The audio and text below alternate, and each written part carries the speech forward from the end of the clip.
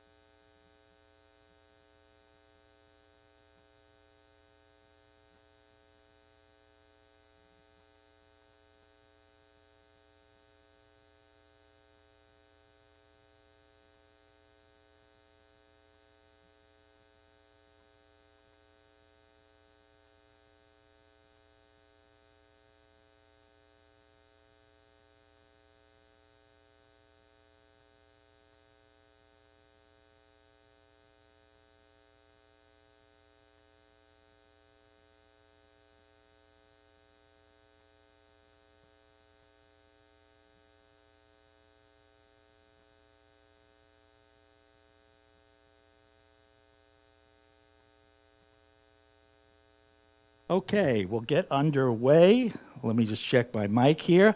Welcome, everyone, to our Friday night meeting. I'm going to go over our announcements first. Okay, the date has finally arrived that I've been telling you for 6 months. It's too late to enter now. But our first phone competition is next Friday. So it should be very, very interesting. We had a lot of entries to it. It's not part of our regular competition season. We were just seeing how much interest there was in phones. So basically, we'll see how that goes. That's next Friday will be our phone competition here at the clubhouse. Following that, the Friday after, May 10th, we'll have a Zoom presentation by John Scalera, and I've been on his website, very interesting. He does this talk a lot. It's the complete talk on bird photography. And he talks not so much about the setting things up, the equipment, this type of thing, but as he goes through his slides and his images, he'll tell us each one how he got to that image, what settings he used, things like that. So it's a good mixture of the picture, but what could I do post-processing wise to, what would you suggest to pick up this image or whatnot and do that? Others have images up there that say basically, but I just, this doesn't look right. How would you have taken this shot? How would you have composed it or whatnot? So anything under that. So this isn't just a technical thing or whatnot. It's anything to do with the image at all as well. So anything you had questions on, fine. And we just discuss that and whatnot, go over it, and again, are able to actually do that up on the screen. Does that help there? Okay. End of the Year Awards, our CPS Annual End of the Year's Awards, May 24th. That is where for the competition season, our last competition season, the honors will be announced for the End of the Year Awards, best in each category, Accumulated Points Award, Best Photographer. I will also be giving out the Presidential Awards, and there'll be service awards given, but most importantly, there will be cake and refreshments too. So that is worth it as a standalone. Our next SIG meeting, the Special Interest Group, which is the first Thursday of every month with Dave Bush, is coming up May 2nd. He's going to be doing studio and artificial lighting, everything from setups, camera settings, equipment. It should be an interesting evening. As you know, Dave has written, he is one of the most published authors on cameras in the United States as well. And upcoming field trips. Our favorite, we do this about twice a year, and it's always a favorite, Back to the Wild. the bird sanctuary, because there again you'll have the eagles and the owls and everything. They have them like live out in the woods there. They have them on 7 to 10 foot tethers, but they're on the tree trunks and whatnot so that you can get up close and get the, get the eagle and whatnot and close. And now with the AI and Photoshop, you could take that little thing off their foot and whatnot and, just tell people you were snuck up on them and got them in the wild. But it's a great opportunity to get up close to them. May 26th, there is going to be a field trip to Willett Iris Garden, which is part of Rockefeller Greenhouse. I looked on the internet, and these are irises. I am very poor on plants, but yes, I imagine you'll see things like that. So for all the plant lovers, again, that should be an interesting field trip. There's more on the website about that. Position needed, again, we are still looking for a chair of the competition committee. Anyone, again, will teach you how to do it. You get to meet a lot of interesting people. Just need some good organizational skills. Anyone interested, respond to the information tab of the website under volunteers as well, and we will get you more information. Tomorrow, I think, April 27th, Pixel Connection is having its annual spring demo day with special offers for CPS members. There'll be free sensor cleaning, giveaways, free classes. If you're interested in registering as a CPS member, just go onto our website on the member portal, and you'll see the sign-up information and credentials there. So that, again. And as always, our public meetings are live on our YouTube channel. So to get to that, on our homepage of the website, click the YouTube icon, which is there in the upper right. That will take you to the YouTube page, which is not the final landing page.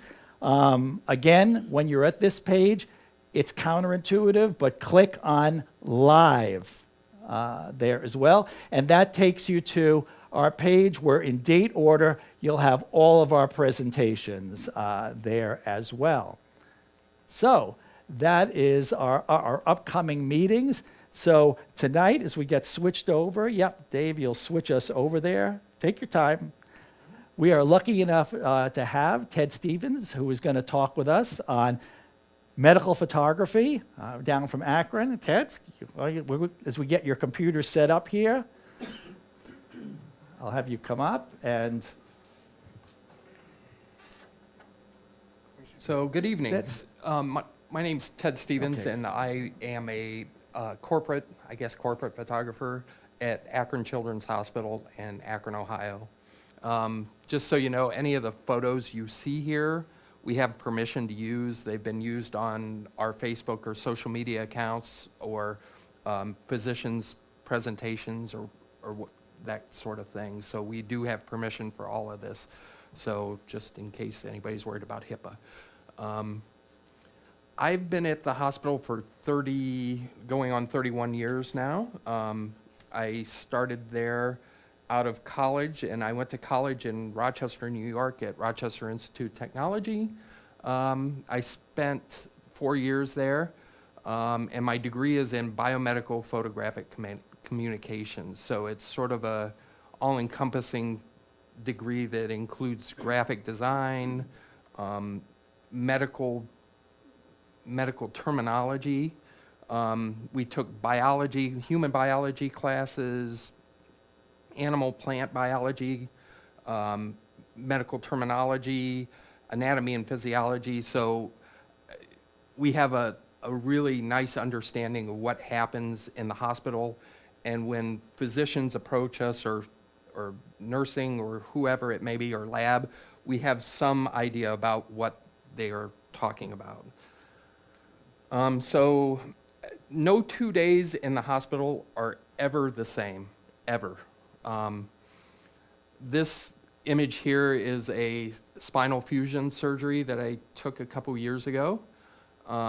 They were doing a story on this patient who came from the Ukraine. The patient lived in Cleveland, so, and she came here for this surgery. So the start of the day, this is one particular morning in the winter, when I used to carry my camera to and from work. I no longer do that. It's just, I'm 30 years in, and it's just kind of a long haul to carry that stuff from the parking decks and whatnot. So, but this was a particular winter morning that I was just walking in, and I looked over, and this was the view to the east. That's St. Bernard's Church there. So that kind of stuff happens quite frequently. We covered the eclipse a couple weeks ago. Akron was in the path of totality, so my family was there. So it was, I sort of did what I needed to do to get the assignment done, but I wanted to be in the moment more so than photograph the eclipse. So if being in the moment is important. So that's something everybody should remember, that the photograph sometimes just isn't worth it. Like if you're missing what's going on around you in life, the photograph can wait. There's a couple caveats to that. So this is a typical thing that we've designed. So they had these new ways of filling these nasogastric tubes. And so they needed an instruction manual for it. So we worked closely with our nursing representatives, and this is what we came up with. I did all the photography and all the design on it, and they inputted all the verbiage and the text for it. So this probably took a good month to complete by the time it went through all its different stages of approval. So here's another one. These first three are kind of boring, but they just sort of show another piece of the job that we do. Our central lab needed pictures of the specimen collection tubes for bloods. So we came up with this deal where the tubes were coated by the tops of the tubes. So this is a gray top tube, and they have dots. So this was the first piece of it. And then this monstrosity is the second piece, which tells you what test goes with what tube and what tube you need to draw. So our team is really involved with this sort of stuff, and we're looked upon to help solve problems. So as far as medical photography goes, does anybody know what this is? So these are my son's retinas, actually. One part of our job that is not so fun is child abuse. My son was not abused, so he may argue differently, but we take photos of the retinas of the eye for shaken baby syndrome. So we just got this new camera, and he happened to be at work one day, so he got pulled in and photographed. So this would be done bedside in the pediatric intensive care unit. We'd get a call, and we'd go up there, and they would put speculums in the eye, and we would take the photos. And the photos for that sort of thing are used in court cases, and sometimes they're used for documentation to see, well, is it getting better 2 weeks from now, or is it getting worse? So there's that sort of thing. We have been called to court 2 or 3 times over my 30 years, which I think is kind of impressive because we've done hundreds of child abuse photos. So they respect what we do, and what we show them in the photos is actually what was going on. So those photos, there was no editing whatsoever. They were just raw photos from the camera, and we give them to the prosecutor. So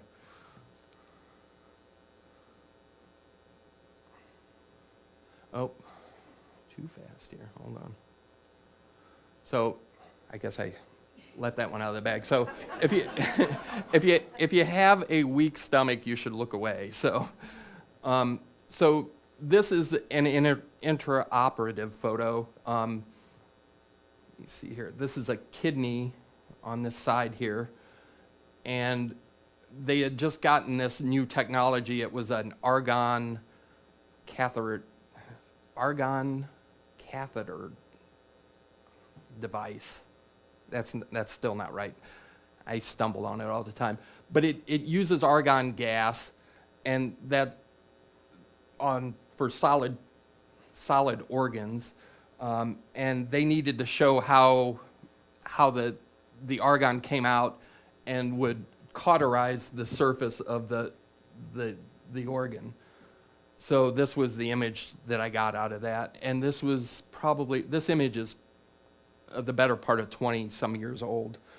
This was the first iteration of digital cameras that we got at the hospital. The hospital, I've seen huge progress in the technology field.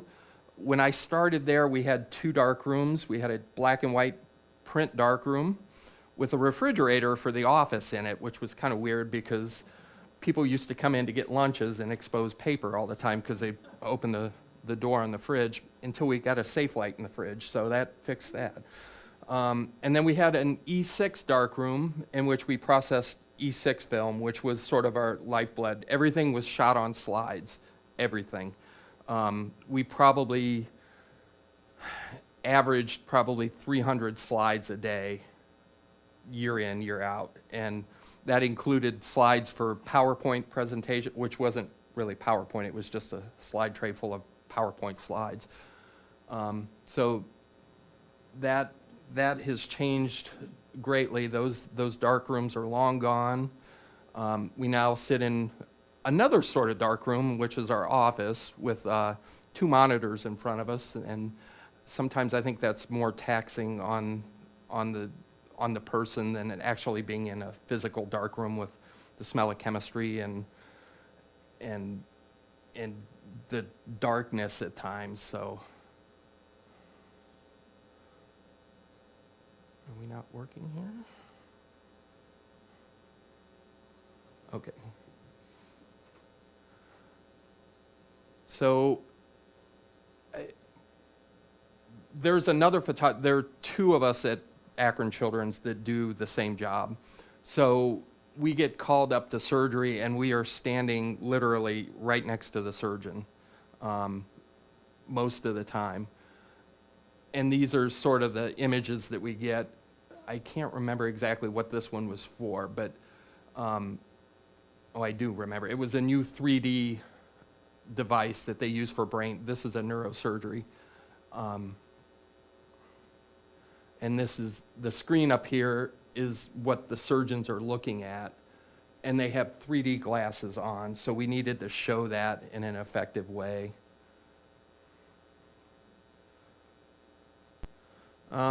So this picture was probably one of the only photos of me that exists at the hospital on the job, and I'm 220 feet off the ground on a tower crane. We got summoned to climb the tower crane and do a story on the tower crane operator and the new software that a French company had designed to keep the 2 tower cranes from hitting each other physically. So we climbed up that 220 feet twice, and it was a taxing climb. My partner there has a GoPro on his chest, and when we reviewed the images and the video footage from it, you could hear his heartbeat go from nothing to the top of the tower crane, where it was just full on, just like you could hear a real steady heartbeat. It was kind of funny to hear. And we lugged 20 pounds of equipment up with us, and it was just a straight climb up. So that's the sort of thing we do. These are some of the images from the top one and the bottom one are the 2 images from the top that I chose to use to illustrate what we were doing. So we've made friends with the construction folks there, so we're always in and amongst the construction happenings at the hospital. We've gone through safety training classes there. That's probably one of my favorite pieces of it because, like I said, I've been there for 30 years. I know what was there. I know, what was there 2 iterations of building ago. So it's interesting to see things change. This was a project, my friend Tom here, who is the construction foreman, I've got to know him really well. He approached me and said, hey, we want to do this picture of lunch on a beam. Everybody knows this famous photo from New York City. There were some roadblocks to that image. Number one, they wouldn't let me out on the high steel. I don't think anybody would appreciate that either, my wife being one of them. So we worked for about 2 weeks and came up with this solution. So the actual construction of the building they're doing is in front of this building, or in front of this beam. So on the other side of it was all steel work. But they decided they could put these scaffolding on the roof and lay a beam across it. And that sufficed everybody for the safety issue. Now, how to get the photo without the rest of the background. So I was on a 10-foot ladder to shoot this, and then we had to figure out how to get the same angle, but there's a 3-foot parapet wall here. You can see it in the back there, without the parapet wall of just the rubber duck stadium that sits below this. And this is what we came up with. So obviously there's a lot of Photoshop on it. It took a couple weeks to, I think, get through it and get it done because it was just really taxing. We had posted it, and some of the comments were pretty funny on the construction site that says, well, you guys faked this photo. Well, yeah, we posted the original green screen photo with it. So, and we used the green screen up there just to help trim the feet and sort of the things that are dangling down out of the image. It made it that much easier. So a lot of my job is problem solving. I like to think that we get it right 99% of the time. The other thing we do is I get to zip around in a helicopter occasionally. I don't know if any of you like that, but that's a really neat part of my job. We will work closely with the folks in the transport department, and we have our own dedicated helicopter at Children's, which can be a bit hazardous at times. I was going up for one flight, and I was sitting behind the pilot in the back, and he pulled off the pad, and the lens fell off the front of my camera and hit the floor and just shattered. And he radioed to me, and he's like, I know that wasn't the bear. They call it Air Bear. He said, I know that wasn't the bear, but was that your lens? And I'm like, yeah. He's like, well, I'm going to set it back down so we can clean this up. So he set it back down. We cleaned the mess up. I went and got a different lens and went about the assignment. But, of course, there's a lens that we had to send off for repair.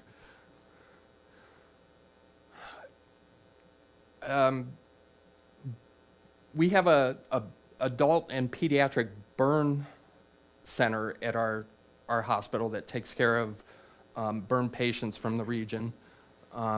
So we do a lot with burn education. I did not set this fire. This was a training fire for Akron Fire. So we have a lot of colleagues on the outside of the hospital that we work with, and they sort of collaborate with us to get images like this to use in their talks.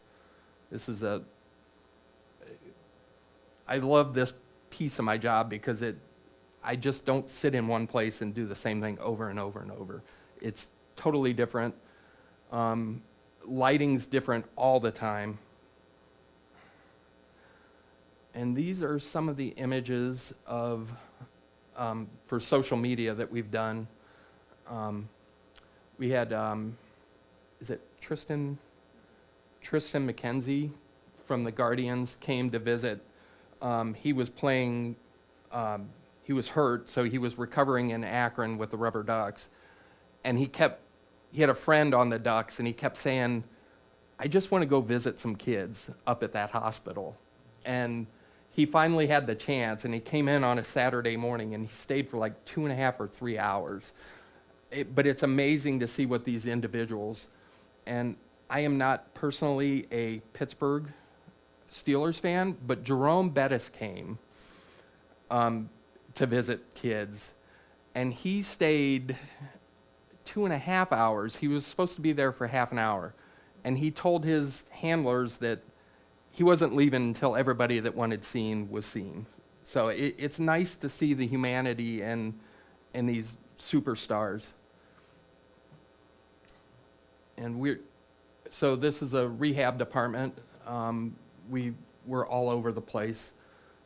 This is a child who has dialysis and is in need of a kidney. So we cover just about everything there is to cover. So Haiti was, this is my friend Jeff Kemp. He's a retired physician, emergency room physician, and a big mentor of mine. He had been bugging me for years to go overseas with him. His passion is sort of global health. And I just kept refusing, mainly because I needed like half a dozen shots to go, and I'm petrified of needles. So, the earthquake happened in Haiti in 2010, I believe, and Jeff and another physician, John Pope, who is an intensivist, went down there and spent a month down there on the ground right after the earthquake. And he came back and he's like, you need to go. You need to help tell this story. And I was leery about it, and then finally gave in and got my load of immunizations to go. So this is Jeff in the ER down in Haiti, in Port-au-Prince. As many of you know, if you're following the news events lately, Haiti is quite a mess right now. A lot of violence and political unrest. And was that way after the earthquake for a while, and then it seemed to settle down, and then it's just gotten worse. But Jeff employed me to go down there, and I took 2 weeks of vacation and went down with him for 2 weeks. And this was my first visit. And it was life-changing. So if you have the opportunity to do something that you think might be life-changing, by all means, do it. This was one of the first people I saw in Haiti. We got there on like a Tuesday night, and it was late, and the next day we went over and started walking around the hospital and getting oriented to the hospital. This little girl's name is Lovely, which is kind of fitting. She's a 12-year-old Haitian kiddo, and she has what is known as a VSD. It's a cardiac condition that shunts blood from one side of the heart to the other and then pushes it into the lungs. So basically, she was suffering from cardiac or pulmonary hypotension, correct? I'm asking the cardiologist here. And there was no fix for it. A child like this would be fixed in the United States within the first 2 months of birth. So she's 12 years old and has this tremendous pressure going to her lungs. So even if they took her and fixed her, her lungs she would need a lung transplant as well. So we always ask permission when we take these photos. We approached Mom, and she said, by all means. And so this was the image that I came up with. There's no flash, nothing. It's just the light that was coming through the window and just her. We saw her about 3 days later, and I didn't put the photo in there, and I should have, but And they walked past us in the hall, and I didn't recognize her. She was dressed in a yellow frilly dress. It was like her Sunday best, if you will. And Mom was dressed to the hill as well, and they were going home. But she looked like a different kid. Even though she was still dying, she looked, there was something different about her. And they stopped us and wanted to see the photos on the camera, so we showed them.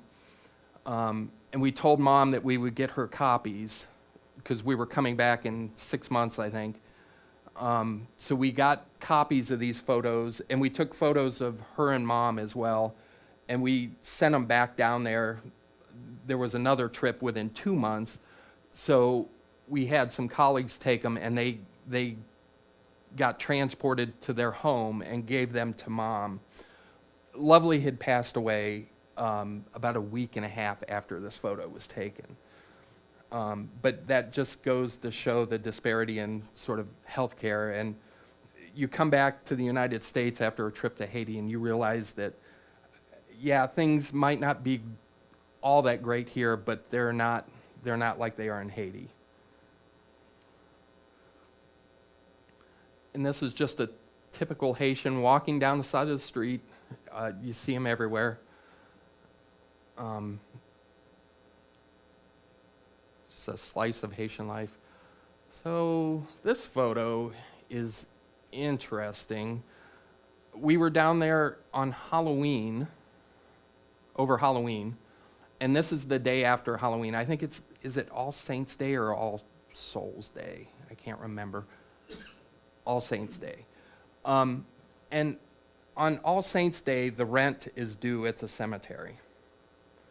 And if the rent is not paid at the cemetery, your remains are taken out and thrown on the street.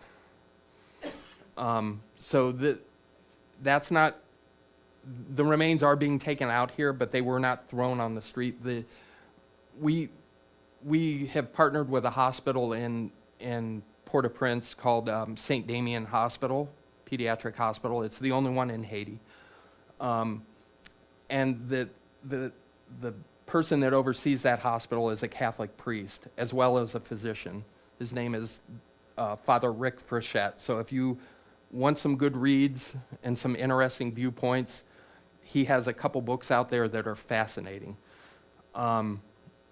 So he gave a homily at the service one morning and said that, you know, if you were coming into Port-au-Prince Airport and you looked out your window, you could see this because the airport's like literally right on the other side. And he believed everybody deserves a dignified burial. So he collected all the remains, and then they took them back to the hospital. Had like a church attached to it as well. Took them back to the church, and he would do a funeral and then take them out they had some property in the central plateau of Haiti, and he would take them out and bury them there. And that speaks to the dignity of life. Like he just believed that these people they lived a hard life, they deserved better than to be thrown in the streets and left there. So this was the image. He encouraged me to go to the cemetery, and I'm glad that I did, because it's always in my mind. And you can see they were putting the remains in body bags here, and they had flatbed trucks just full.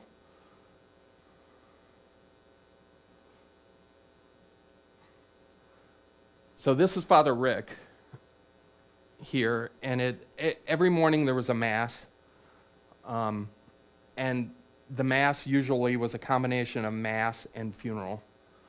So there are 2 adult bodies here, and then there were like 4 neonate bodies here. And I was there one morning, and I looked through, and these 3 beams of light were coming through while he was doing this. And I snapped the photo, and this is what we ended up with. So this image really stays with me for a lot of reasons.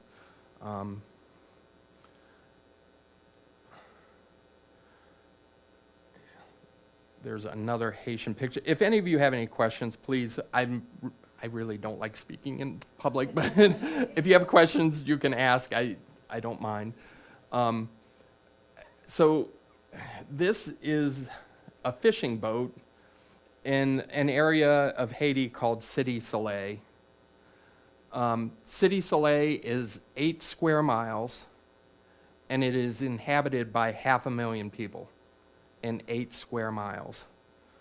And the other little thing about Cité Soleil is it is built on top of a garbage dump. And this is all garbage from the dump that gets eroded by the seawater and drug out to sea every morning, or every day, every morning, every night. But people live here. And when I first gave this photo to some colleagues of mine, they were like, "Oh, that's a beautiful scene on the beach," and I'm like, "Well, you need to look closer. Like it's not what it appears to be." So, the human condition in Haiti is just it's amazing how people can live in this sort of habitat. The other piece of that is the people that we dealt with in Haiti were welcoming beyond all welcome. We had an interpreter who we have become good friends with, and we know his mom and dad and his brothers and sisters. And this trip, his mom and dad invited us over for lunch. And the average Haitian earns about $1.25 a day. So they invited us for lunch. We went over. I'd been in Haiti for almost 2 weeks at that point. I had never seen any ice in Haiti whatsoever. His dad had 3 5-gallon buckets full of beer, wine, water, pop, and it was all on ice. And it was all because we were coming to visit them. So what they had, they opened their doors and gave it to us. And it was really nice that people from all over just sort of swept down because they knew the Americans were there, and they came and told stories, and it was just nice to be a part of. And I have photographs of that, so my job is just sort of like a fly on the wall, although I was part of the deal, but it's nice to see that. There was another time we went to their house, and our friend's name is Denzo. His mother knew that we liked this particular Haitian dish. It's called soup jamu, and it has like egg dumplings in it and all sorts of vegetables. Well, we went there. Denzo's like, "Come on, you guys have to come over to my parents' house. They want you to come over." And they didn't tell us why, but we went, and they sat us all down, and his mom brings out this huge helping of the soup jamu. And so we asked Denzo, like, "Do you have this like once a week or like once a month?" And he's like, "No, traditionally we just have it once a year, and it's on New Year's Day."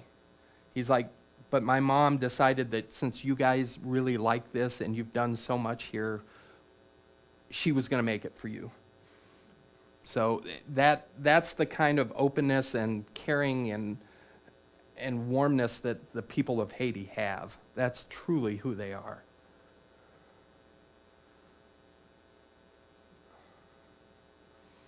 And this is a little boy in that same area of Cité Soleil. And I sort of got in trouble for going to Cité Soleil. My wife found out through other people in our group that I had gone. And it's the biggest, if you look on Wikipedia, it says it's the biggest slum in the Western Hemisphere. So she was a little bit rattled about it, but we were there. And there's a lot of gang warfare going on there right now, so it's not a very safe place. But this was just a little kid outside one of there's a compound behind this wall, and his parents were there and asked if we could take his picture, so this was the image we got.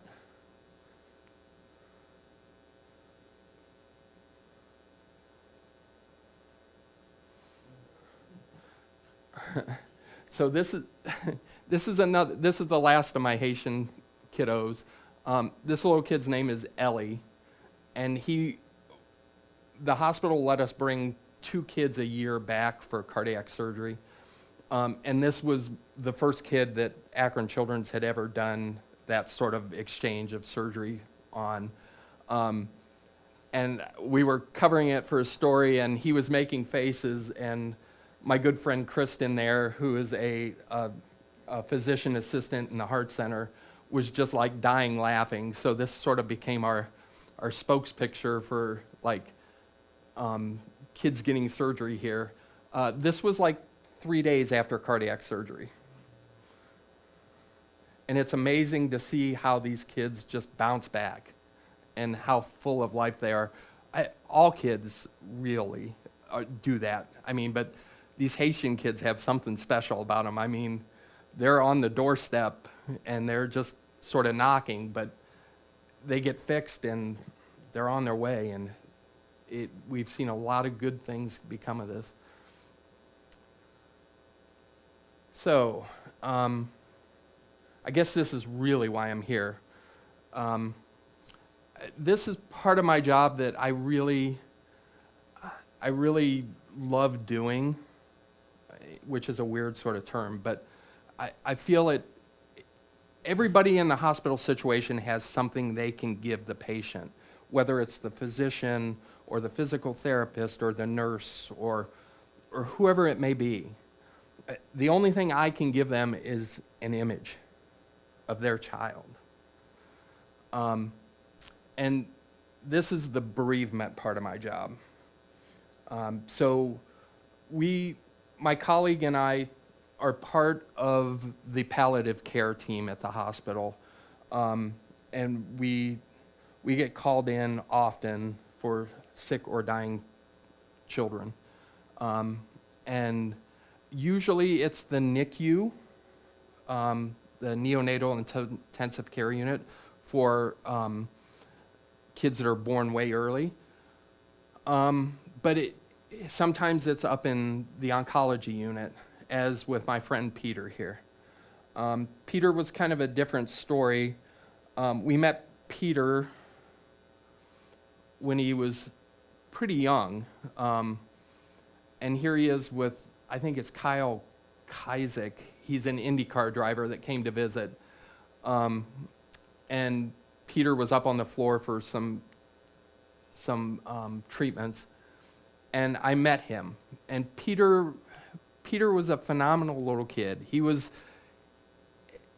a 12-year-old, but he had the soul of a 50-year-old. Like he was just, he's been around this planet, I think, before. And I think he was put here to teach us something. And we had the privilege of taking his photo throughout his treatment. This was early on, and he had a good prognosis at this point. So we have a lot of just day-to-day life. We have pictures of Peter playing a trumpet in the halls in the hospital, which some of the nursing staff was a little bit uproared about, but everybody was kind of laughing about it. But Peter was just, we saw him all the time. I struck up sort of a friendship with his family and him.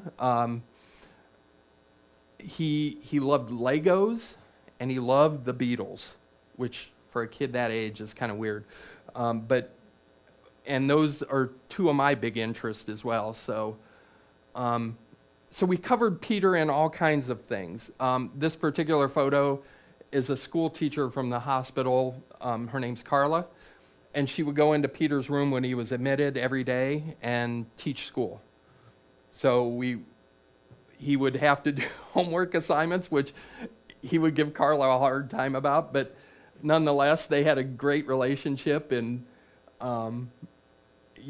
we covered that, in one means or another. This was a story about Carla and the school teacher that we have in place that helps these kids. These were for National Lego Day. And Peter loved Legos and had tons of Legos. So we did these. This is Peter and his brother. I think this was right after his first relapse. So we have a studio at the hospital. We don't use it all that often. We don't use it as much as we used to. But when the need comes, we can take patients down there. Even if they're in a hospital bed, the studio door will fit a full hospital bed through there. And we can do whatever they need. So we've done senior portraits down there. We've done sort of wedding ceremonies, wedding pictures down there. Anything anybody needs, we will cover it. And this is Peter and his brother again. And it just, he was comfortable enough, they were comfortable enough with me to let that side of their personality out.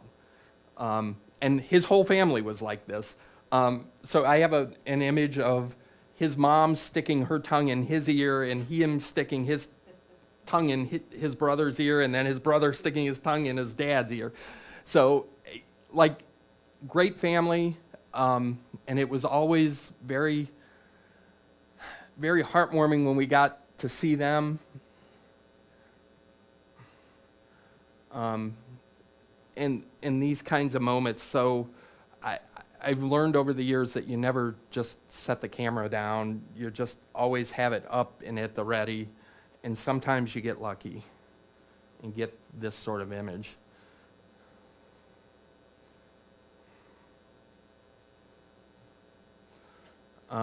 So here's Peter's mom and dad up in the upper left. And they're all big Beatles fans, as you can see by their shirts. Peter was the walrus. And then down below are Peter's grandparents on both sides. These are his mom's parents over here, and his dad's parents. Now, Peter's dad is from Germany, and so about once a year, his grandparents from Germany would fly in. And whenever they would come in, we would take them down to the studio and get some nice photos. And often the whole family was just goofing around, so these are sort of the images we got with it. And I believe that his family treasures these for what they are and what they remind them of. Again, just another one of Peter. Shows sort of his lighter side of things, his Star Wars hat there. And this was just kind of a snap over the shoulder. Peter had gotten a hand bike, and his brother was always trying to get at Peter's electric wheelchair, always. So whenever the opportunity arose, Peter had another vehicle to basically operate, so his brother sat right in the wheelchair, and off they went down the path down behind the hospital. And sometimes, I put this image in there because about 3 months or 4 months before Peter passed away, we did a photo shoot for a new section of the building at the hospital. And we had a bunch of kids come out to a local park, and we photographed them playing, whether it be catch or soccer or whatever it may be, or just running. And Peter was part of that crew. But somehow I I didn't see this photo until after he passed. And I was sort of cleaning up photos and going through, and I couldn't believe that I had missed this. And it was almost like he had sent it to me somehow, but it was there the whole time. I just overlooked it. So we sent it to the parents, to Peter's mom and dad, and they were like floored that we had gotten this image of him.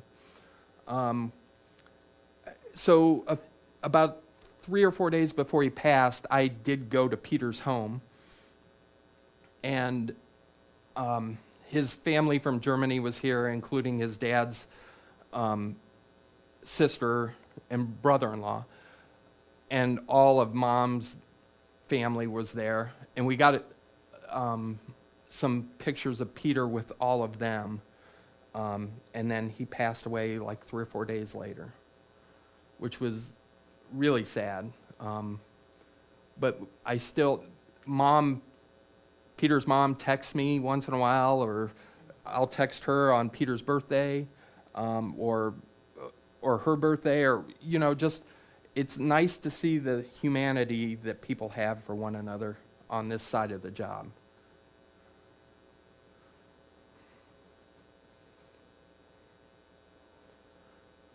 So this is Sophia. I have a really special relationship with Mom there. Her name is Lori. She's one of my friends that works at the hospital, one of my colleagues. She's a social worker. Her and her husband, she got pregnant with her first child, and it was everybody was excited. We had a group of friends that rallied around her. Everything was going great. We have so many goofy photos of her in the studio because we'd go down at lunch and just goof around for 20 minutes taking photos. So we have a bunch of pregnancy photos of her. And then, I think, was it 2 days before Sophie was due, the movement stopped. And so there had been a cord accident. And so she delivered Sophie, and Sophie was in the NICU for a couple weeks, and then died on, is it Valentine's Day? I'm a little fuzzy with the details. This was a very hard thing for me to do, but it was the only thing I could do for my friend. And I had worried about her a lot because she was always this bubbly person, and for selfish reasons, I was afraid I was never going to see that again. So Lori sort of skirted around, and I sort of stayed in the background, which is my job. But as a friend, I would text her and say, hey, do you need anything? Do you want me to come take photos? Whatever you need. Well, she didn't want to get me upset about what was going on. So she didn't feel like she could ask me. And that was relayed to me, and so I went down and saw her and said, listen, this is the only thing I can do for you. I'm going to do it for you. I do it for everybody. I'm going to do it for you. So she agreed. This is probably one of the only photos that I've ever retouched like this. Sophie had an endotracheal tube when this photo was taken, but Lori wanted it taken out. She just wanted a nice photo of her daughter and her. And I can remember as clear as day, we took this in the NICU. It was just a black background, a singular light, and I think we had a little reflector on the side, but that was it. And it was right near the bedside. And this is what we came up with. But I remember looking through the viewfinder, and I just sort of would not snap photos consistently. I would just sort of wait for moments. And I looked through, and I saw her face do this, and that little smile come up. And it was kind of reassuring for me that she was going to make it through this ordeal. So we do a lot of hands and feet photos with the parents or grandparents or siblings. I think it's very powerful and very meaningful to the families. And these are all done in the NICU. So that's another one a couple minutes after that other one was taken. And you can see the tube in the photo there. I'm just going to go back a couple. So the photo here was taken at their home. They were transported back to their home, and I went to their home to get some other photos. And this is just one of the photos that I took. Our transport team is wonderful, and so is our palliative team. They asked Lori, like, what did they want to do with her? And one of Lori's things was she wanted to take Sophie down the basement because they had just done a playroom for her down there. And she wanted to take her down there because that was her playroom. So they did that. And this one was in Sophie's bedroom.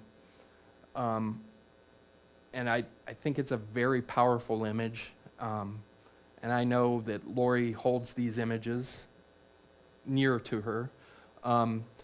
So if you're interested, you can look up Lori Dent. She has a book that she wrote about her ordeal.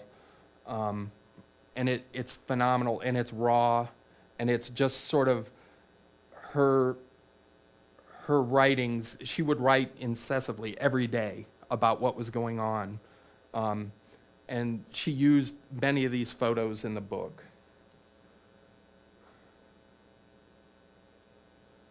Let me go back here. So this is just another one. And the other thing she wanted was a bare bottom photo of her daughter, holding her daughter like this. So that was important, and we took care of it. So anything the parents want that we can accomplish, we will accomplish it. And this is after she was extubated. And this was in her home.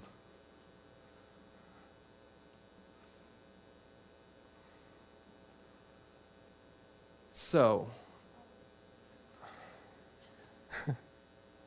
my daughter said, "Oh God." No, that was big. Oh. I'm afraid to see what's So the last part of this is just what I like to do. I don't take as many photos as I used to. The camera sort of stays. We went to Vegas before Christmas, and I took a DSLR with me, and it sat in the room all for about 45 minutes the one day I took it out. It's just so much nicer to have that iPhone in your pocket on vacation, and you can if it's bright, you can more or less do nice things with it. Darkness is another thing with the iPhones, but it's just easier to carry that with you now than a big camera with a big lens on it. So this is a picture of my daughter jumping off a dock at Portage Lakes.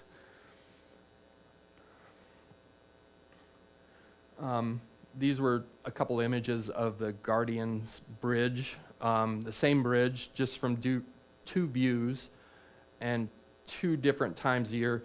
This one was taken, I was hanging out a car window during a rainstorm, going down the road. I was up in Cleveland. We had some patients that were supposed to toss out the first pitch at the Indians back then game.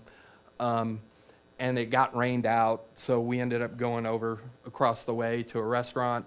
And then on the way back, I saw this image sort of pop out of my corner of my eye, and I stuck the camera out the window and myself, and as I was driving, my friend was driving by, I shot this image. So I thought it was a pretty nice image for just sort of going down the road at 35 miles an hour. The other one is taken from below that that viewpoint, and it was during the winter a few years back. And I like them as a paired sort of couple of photos. The signs are both visually apparent in both of them. The light posts, I just like sort of the dynamic of it. I'm a big railroad fan, so I've, much to my family's chagrin, I have model trains. I'll admit it. So anything with trains fascinates me. This is just one of the bridges up in Cleveland.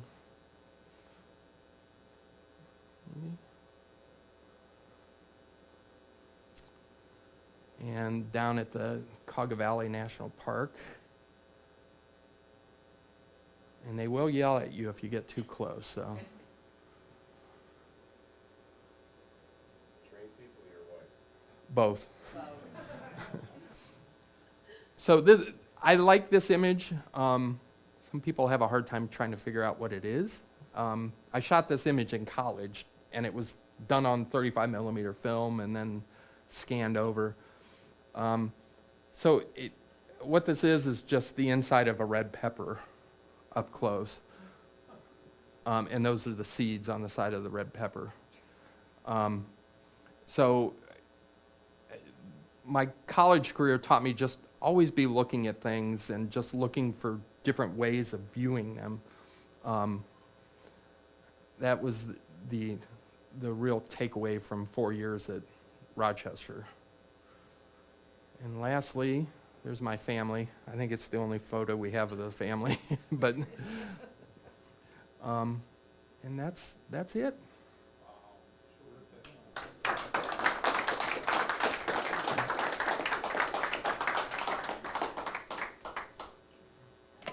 That is, I don't even know what to say. That is tremendous. That is a very, very difficult job. It's such an important one.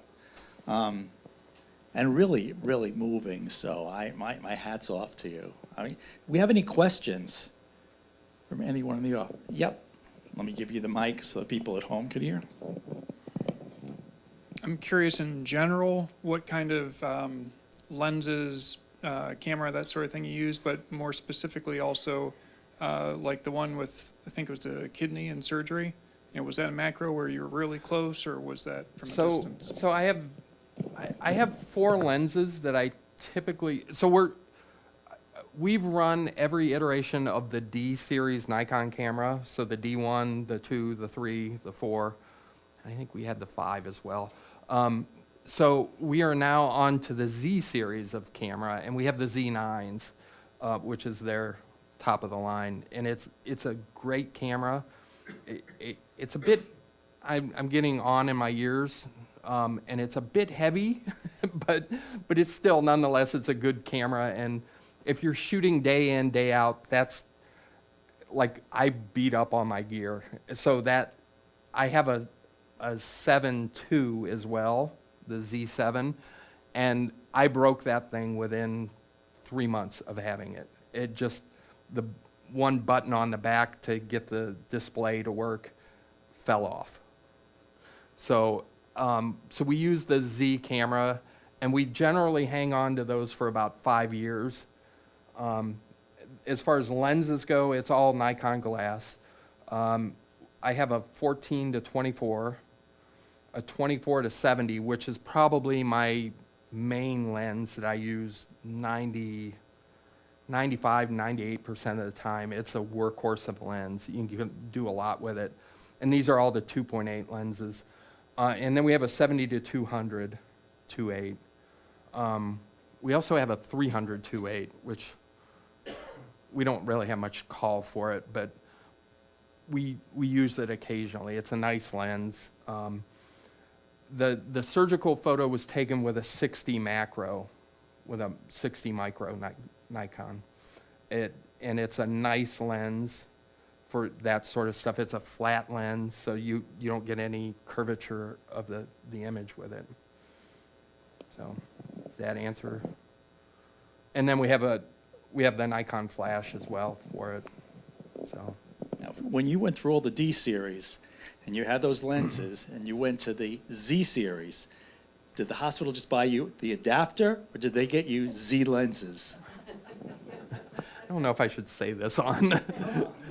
So both.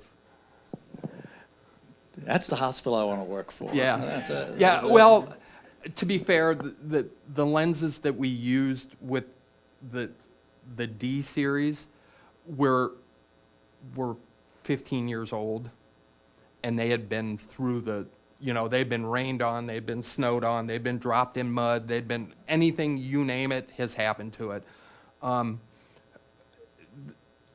We had just got, I think it was the D3 when we went to Haiti, when I went to Haiti the first time, and I made it through 2 weeks of that trip, and the hospital has an orphanage in the mountains of Haiti, and the place is called Kenskoff, and it's about at 5,000 feet of elevation, and Haiti, Port-au-Prince is sea level.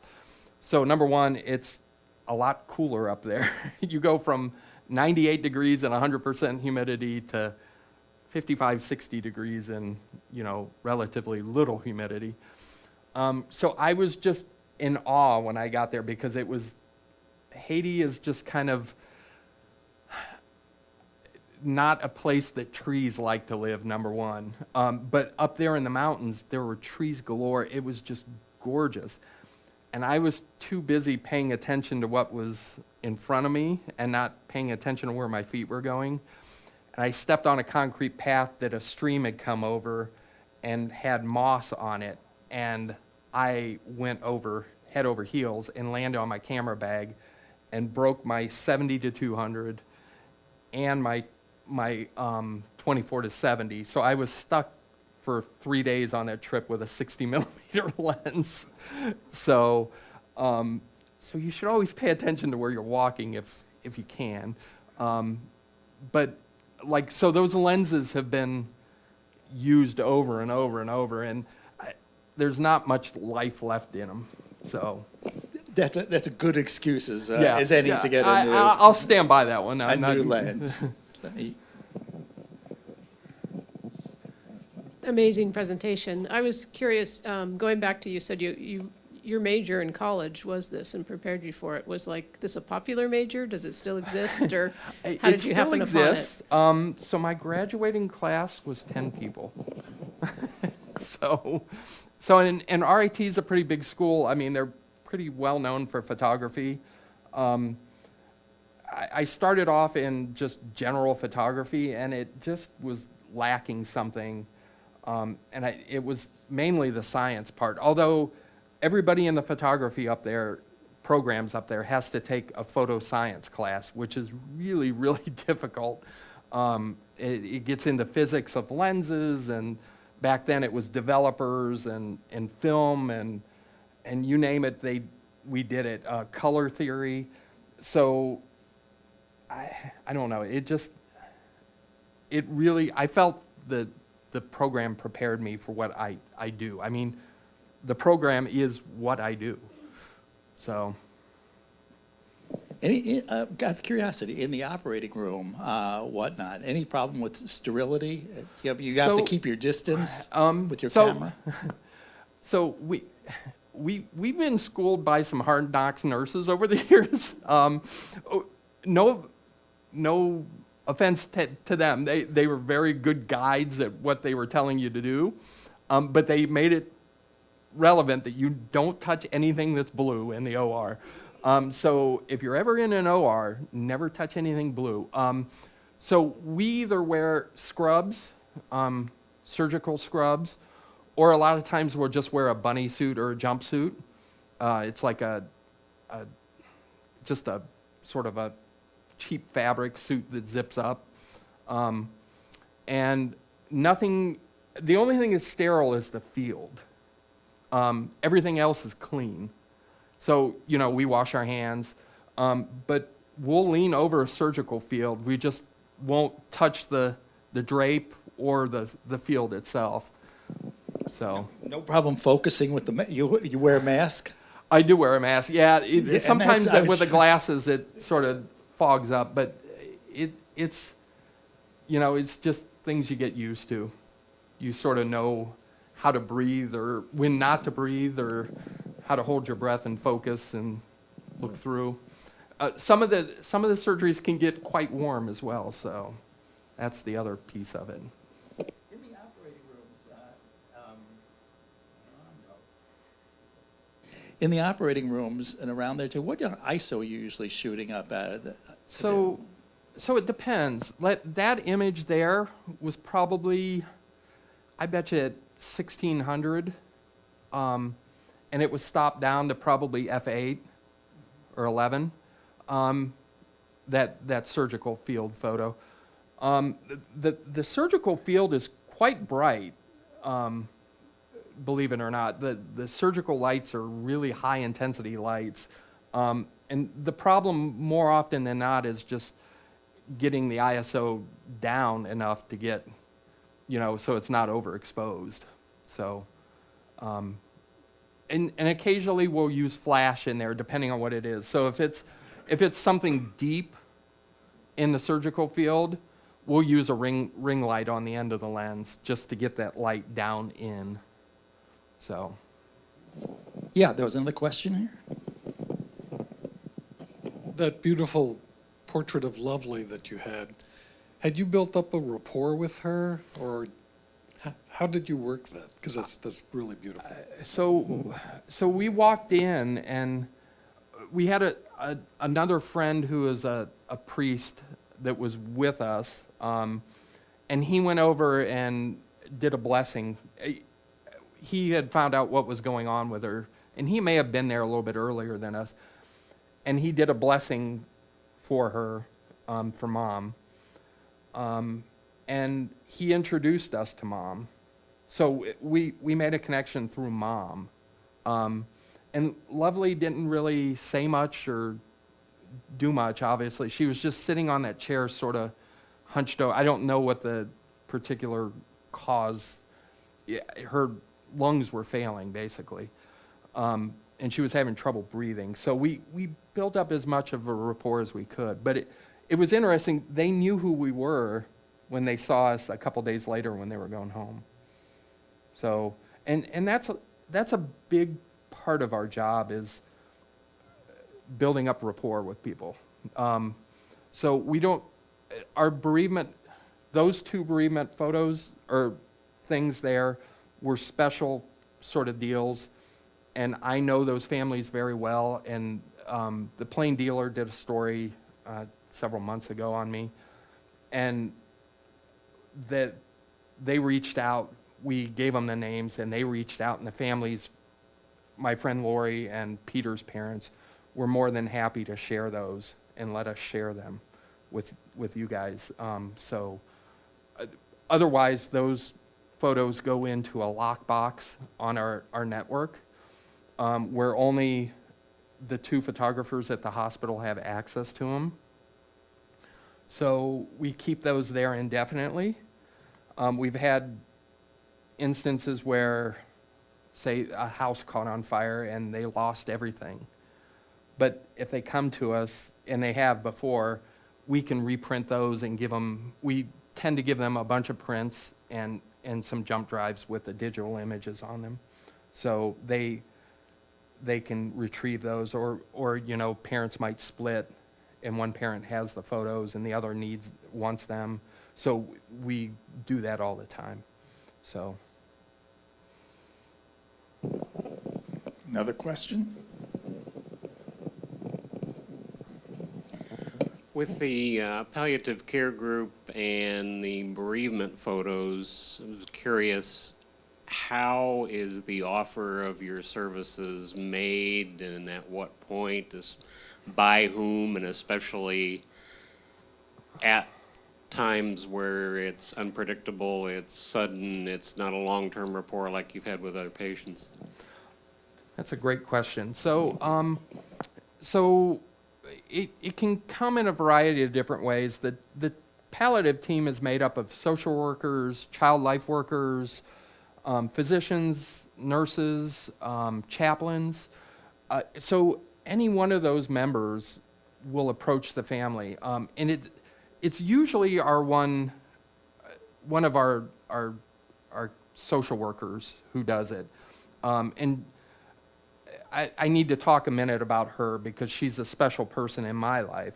Her name is Nancy Karst, and she's a social worker. She's getting ready to retire at the hospital, but between Nancy Karst and a person named Jane Nichols at the hospital, who was there when I first started, they both approached me within 6 months of me starting and say, hey, would you mind doing some photos for these families? And I sort of asked what they were, and they told me, and I said, well, yeah, if that's important, then we should do it. So they've been big champions of mine, and Jane has passed away several years ago, but Nancy's still there. So they sort of look at me and value what we do, me and my colleague, because we both do this for families. And it might not even come from them. It may come from a bedside NICU nurse, or we go over to the adult hospitals occasionally for deliveries. So I've seen 7 babies delivered at the hospital over my career. And so we see everything from birth until end of life. And it's a privilege to be part of that. Like, we don't take it lightly. I mean, those are things that people invite you in to see, and it's kind of a very privileged spot you're in. And we hold that dear to us, and we protect that privacy and those things that we do for those families with every shred we have. So, does that answer it? Another question? So how is your position supported? Is there a user fee for certain departments, or Oh. in certain cases you charge So- a client or sitting fee? So, no. We charge nothing. It's all in our budget. We go through more Epson paper. We have a monthly delivery of Epson paper. We probably buy, I don't know, 20 or 30, 50 packs of Epson glossy photo paper a month. And it's all part of our service. And we charge nobody for anything. So none of these families that we serve get charged for it. The other thing is a thank you to the families that will be we're part of the sort of publicity photos we do. We also give them copies of the photos. We print them and send them in the mail to them. So we make sure that we don't leave anybody without something to take away from the and ability to pay shouldn't be a hindrance to getting photos of your child.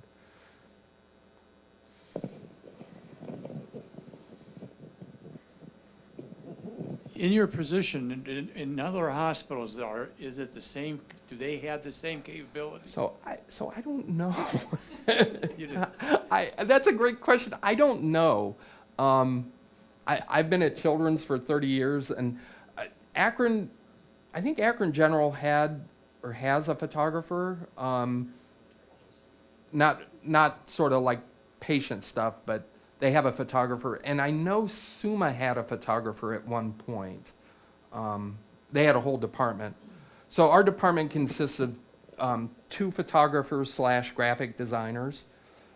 We have one video guy that strictly does video. And then we have another person that does graphic design and video. So the 4 of us do all that work. And you don't know whether the other hospitals Yeah, have it? I can't answer that. I don't. We sort of live in a bubble over there at Children's. We don't, I don't think they're like organizations like this for medical photography people. So.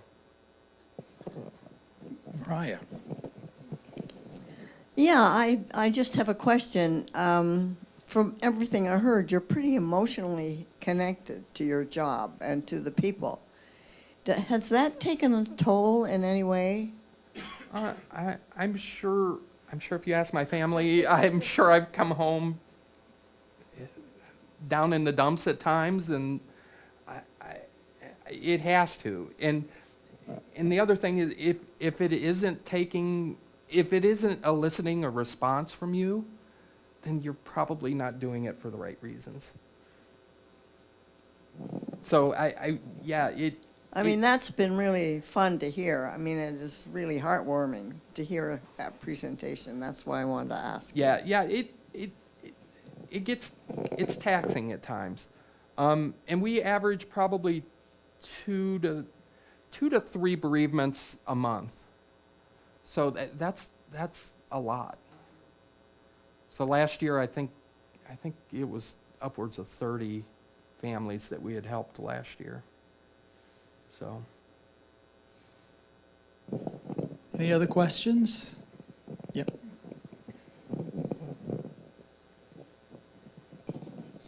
Was curious in looking at the range of photos in the hospital, rough estimate, how often are you using available light versus artificial in a patient room in an open setting?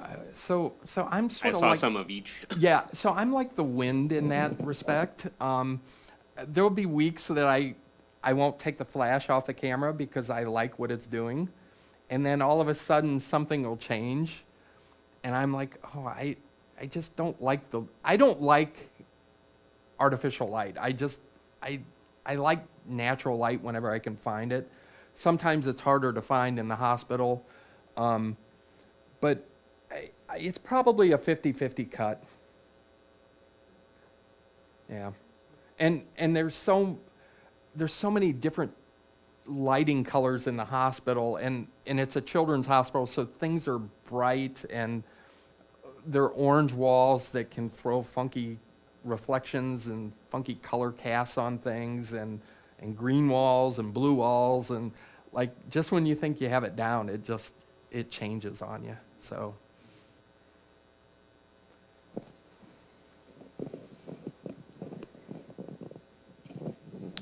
Can you speak just a bit to your experience of both being an insider and maybe a little bit of an outsider come 2020, 2021 with COVID? Yeah, so COVID was interesting. So that March, we were all in the office, and I think it was right around St. Patrick's Day, our vice president came in and said, get what you need to do your job and take it home. So we cleared off our desks, took our computers home, and worked. I worked from home for about 4 months, and then I couldn't take it anymore. I need to be in the hospital. I can't. And my colleagues and I are lucky because we all have individual offices that have locking doors just because of the nature of our work and the sensitivity of it. So we're all in individual offices. So I went back and worked. I've been working since about 6 months into COVID every day at the hospital.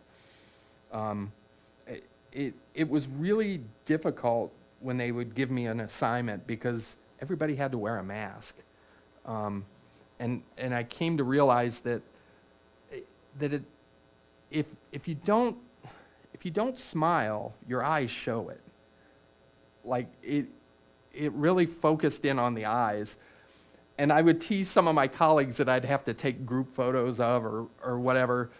And they'd be like, why do I have to smile? I've got this mask on. I'm like, well, you kind of look like a psycho killer if you don't. So you need to smile so your eyes have some expression in them. And it was really difficult with the masks, for not to mention fogging up, glasses and whatnot.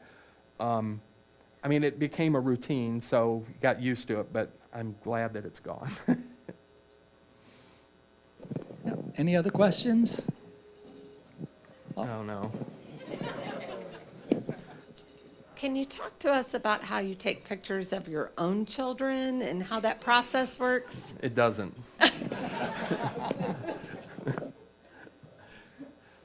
I yell at my children when they were little, and they go into the studio, and my son would say something like, "I'm not sitting next to her because she smells like garlic," or, and then I would get angry and yell at them both, and then they would have red eyes in the photo, and because they were crying, and I'm like, well, and she's like, "How can you yell at them? Do you yell at your other?" I'm like, "They're not my kids." Like, it's different when they're your kids. So, yeah, so I was like, yeah, if you want to go to JCPenney, I'm fine with that. Good. Any other questions? Yes, Ted, we can't thank you enough for this. It was a very moving presentation, uplifting too, and my hat's off to you. So thank you very much. Thanks for having me.